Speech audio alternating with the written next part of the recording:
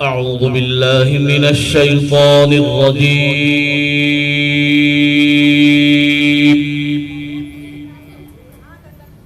بسم الله الرحمن الرحيم.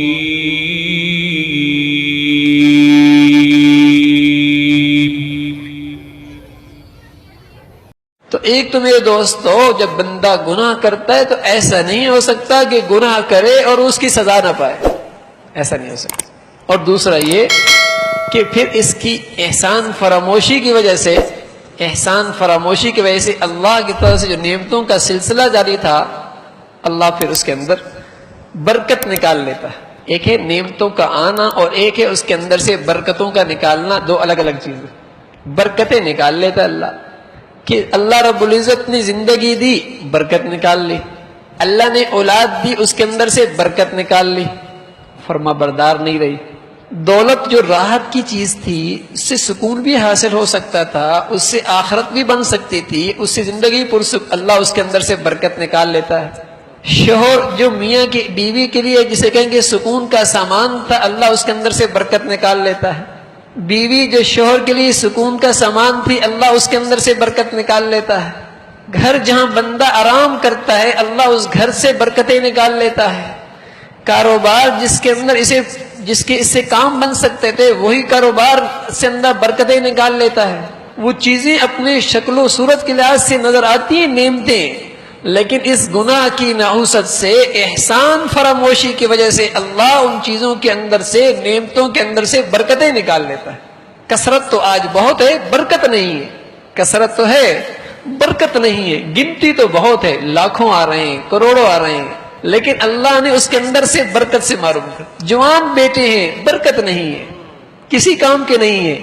نہ ہوتے تو لوگ کہتے ہیں اچھا تھا، کہتے ہیں سنے زبانوں سے، نہ ہوتے تو اچھا تھا۔ تو یہ کیا ہے؟ اللہ رب العزت نے گناہ بری زندگی کی نحوست سے ان چیزوں سے برکتیں نکال دی۔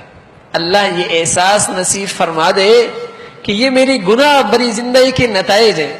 اب شیطان اس سوچ کی طرف بھی نہیں لے کے جاتا۔ اب سوچ کیا بنتی ہے؟ کسی کی نظر لگ گئی ہے، کسی کی نظر لگ گئی ہے، یعنی یہ اپنے آپ کو بہت پارسا سمجھتا ہے، بہت پارسا سمجھتا ہے کہ میرے اندر تو کوئی کمزوری ہے نہیں جس کی وجہ سے اللہ نعمتیں چھینے، کسی کی نظر لگ گئی، میں بڑا باکمال ہوں۔ یا کبھی یوں کہتا ہے کسی نے بندش کر دی ہے، یا یوں کہتا ہے کسی نے کچھ کر دیا ہے۔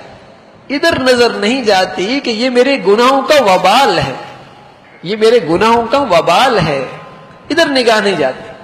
جسے اللہ کہہ رہا کہ من عمل سیئۃ یجزا بہ، سزا مل رہی ہے گناہ کی، ادھر نگاہ نہیں جاتی، ادھر خیال بھی نہیں جاتا۔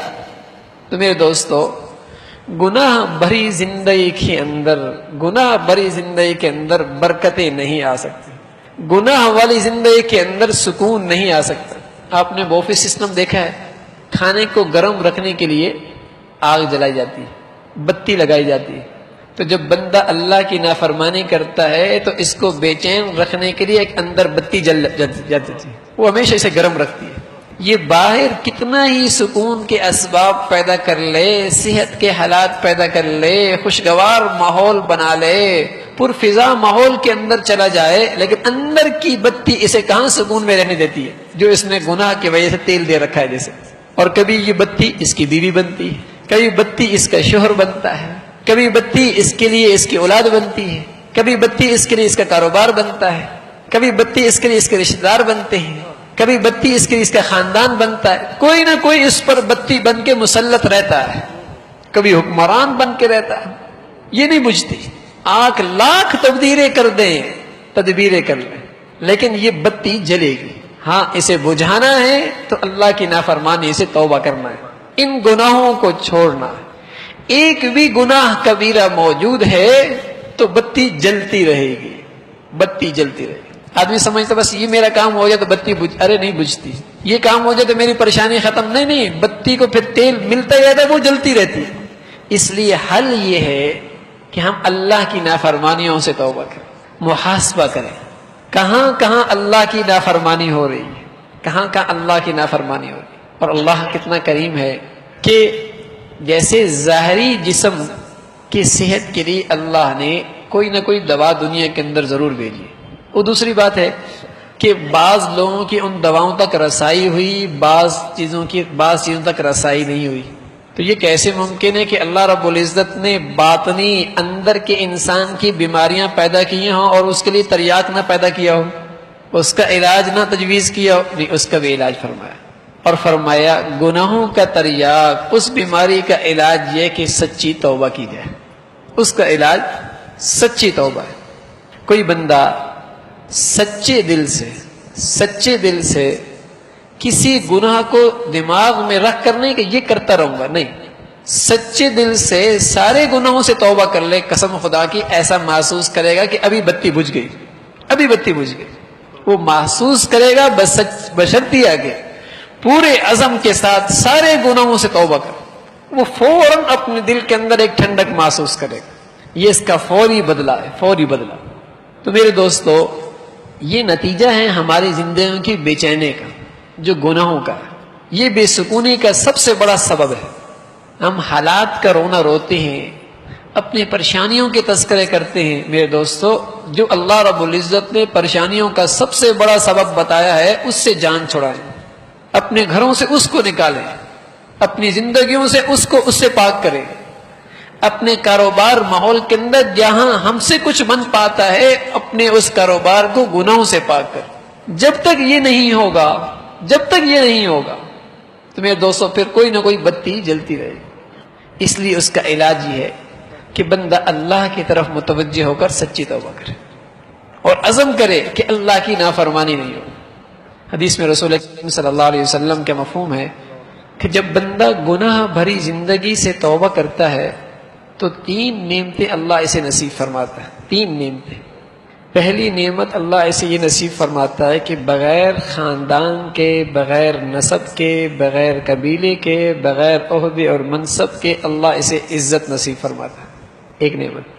اور فرمایا دوسری نعمت اللہ اسے یہ نصیب فرماتا ہے کہ بغیر کسی ہم نشین کے، ساتھی کے، اللہ اسے دل کا سکون نصیب فرماتا ہے۔ اور تیسری چیز اللہ اسے یہ نصیب فرماتا ہے کہ بغیر مال کے اللہ اسے غنی بنا دیتا ہے، یعنی دل کا غنا۔ ارے قسم خدا کی، یہ تینوں چیزیں ہی تو سب کچھ ہیں جس کے لیے ہم ساری دوڑ دھوپ کر رہے ہیں۔ عزت مل جائے، کتنے پاپڑ بیلے جاتے ہیں اس مصنوعی عزت کو حاصل کرنے کے لیے، لیکن ملتی پھر بھی نہیں ہے۔ اس لیے کہ وہ جو ظاہری طور پہ چاپلوسی ہوتی ہے، عزت وہ نہیں ہوتی۔ عزت ہوتی ہے جو دل سے ہوتی ہے، اور وہ صرف اللہ کے نیک بندوں کو نصیب ہوتی ہے۔ دولت کی بنیاد پر جو عزت ہوتی ہے وہ چاپلوسی ہوتی ہے۔ سامنے خوش مسکراہٹ سے ملیں گے، پیچھے آپ کے بارے میں آپ کو گالیاں دیں گے۔ اصل عزت وہ ہوتی ہے جو دل سے ہوتی ہے، اور یہ اللہ اپنے نیک بندے کو نصیب فرماتا ہے۔ کبھی بسا اوقات تو ہم نے یہ دیکھا کہ ساری زندگی ایک اللہ والے کو کسی نے نہیں دیکھا، لیکن اس کا دل اس اللہ والے کے بارے میں عزت سے بھرا پڑا ہے۔ تو ایک نعمت یہ ملتی ہے، دوسرا اللہ دل کا سکون نصیب فرماتا ہے، سکون، چین، اور تیسری چیز اللہ دل کا غنا۔ آج گناہ بری زندگی ہے، تینوں چیزوں سے محروم ہے ہر انسان۔ ہر وقت اسے ذلت کا خطرہ لگا ہوا ہے، ہر وقت اسے جسے کہیں کہ حرص و ہوس کی جسے کہیں کہ بیماری لگی ہوئی ہے۔ غنا، بہت دولت لیکن اندر سے فقیر ہے، اور بے سکونی کا تو کیا کہنا۔ چونکہ گناہ بری زندگی ہے تو یہ تینوں چیزیں ہیں، اور اگر گناہوں سے توبہ کریں گے تو اللہ اس دنیا کے اندر یہ ساری نعمتیں نصیب فرمائے۔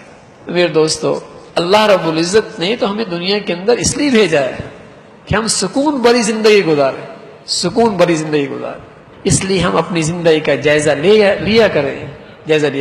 میں پھر عرض کر رہا ہوں، آج جب کوئی آدمی دین کی طرف متوجہ بھی ہوتا ہے تو وہ کچھ نیکیاں تو کر لیتا ہے لیکن گناہ نہیں چھوڑتا، اور جب گناہ نہیں چھوڑتا تو اس کی زندگی کے حالات نہیں بدلتے، اس کے دل کی کیفیت نہیں بدلتی۔ وہ کہتا ہے یار میں نیکیاں نہیں کر رہا تھا تب بھی یہی حال تھا، نیکیاں کر رہا ہوں تب بھی یہی حال ہے۔ ارے میاں، تو نے علاج کہاں کیا ہے؟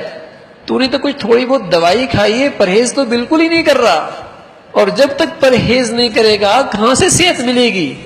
تو جب آدمی دین کی طرف آتا ہے تو چند نیکیاں تو کر لیتا ہے، لیکن بد پرہیزی مسلسل جاری رہتی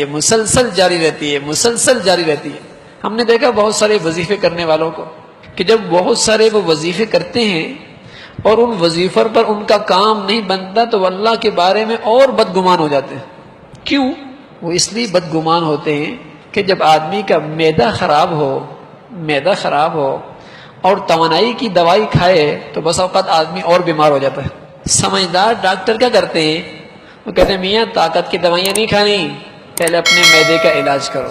جب اس کا معدے کا علاج ہو جاتا ہے پھر اسے طاقت کی دوائی دی جاتی ہے.